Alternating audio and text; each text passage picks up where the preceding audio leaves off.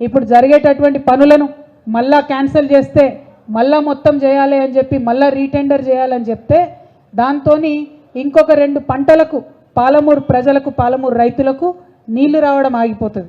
త్వరితగతిన ఈ పనులన్నీ పూర్తి చేసుకుంటే ఇమీడియట్గా వచ్చే వర్షాకాలంలో చాలా చోట్ల నీళ్ళు ఇచ్చేటటువంటి ఆస్కారం ఉంటుంది. కాబట్టి ఇంకా డీలే చేయకుండా ఈ ప్రాజెక్ట్ని ఏదో మళ్ళీ క్యాన్సిల్ చేసి టెండర్లు కాల్ఫర్ చేస్తామని చెప్తా ఉన్నారు. మరి దీని వెనుక మతలబ్ ఏందన్నది సీఎం గారు అందరికి కూడా నిజంగా ఎక్స్ప్లెయిన్ చేయాల్సినటువంటి సందర్భం. ఎందుకోసం అడుగుతా ఉన్నామంటే గౌరవ కేసీఆర్ గారు ప్రాణహిత చేవెళ్ళ ప్రాజెక్ట్ని రీడిజైన్ చేస్తున్నామంటే రకరకాలుగా మాట్లాడి ఏం చేస్తున్నారు ఏం సంగతి అని రీడిజైన్ చేసి ఎక్కువ ఎకరాలకు ఎక్కువ ఆయకట్టును మనం కవర్ చేయడానికి నీళ్ళు ఆనాడు ఇచ్చినాం.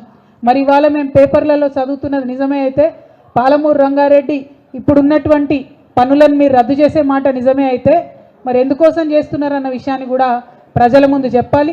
అసెంబ్లీలో కూడా పవర్ పాయింట్ ప్రజెంటేషన్ ఇవ్వాలి. ఎందుకంటే డిజైన్ చేంజ్ అయినప్పుడు మనకు ఆయకట్టు పెంచినప్పుడు ఇబ్బంది లేనప్పుడు ఎందుకోసం టెండర్స్ క్యాన్సిల్ చేస్తూ ఉన్నాం? దానివల్ల జరిగేదేంది? ఇంకో 2 సీజన్లు పంట రాకుండా రైతులకు నష్టం జరుగుతుంది.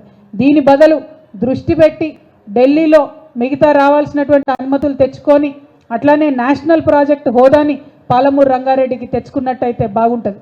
రేవంత్ రెడ్డి గారు ఒక మాట అన్నారు నిన్న మొన్న ఇంటర్వ్యూ ఇచ్చుకుంటా. ఏమని? మోడీ గారితో సత్సంబంధాలు లేవు కాబట్టి కేసీఆర్ గారికి ప్రాజెక్టుకు మనకు అన్ని కూడా అనుమతులు రాలేదని మాట్లాడింది. మరి మీరు సత్సంబంధాలు పెట్టుకోండి, ఎవరు వద్దన్నారు? మీరు కొట్లాడండి, కేంద్ర ప్రభుత్వంతో కొట్లాడి మిగతా అనుమతులు తీసుకురండి, నేషనల్ ప్రాజెక్ట్ హోదా తీసుకురండి, శ్రద్ధ దాని మీద పెట్టండి. రైతులకు బెనిఫిట్ అయ్యేలాగా పాలమూరు ప్రజలకు బెనిఫిట్ అయ్యేలాగా శ్రద్ధ దాని మీద పెట్టాలని చెప్పి నేను ఇవాళ ఇప్పుడున్నటువంటి ప్రభుత్వాన్ని ఇప్పుడున్నటువంటి ముఖ్యమంత్రి గారిని మేము డిమాండ్ చేస్తూ ఉన్నాం. అదేవిధంగా అనేకమైనటువంటి అంశాలు మాట్లాడడం జరిగింది వారు ప్రతిపక్షంలో ఉన్నప్పుడు.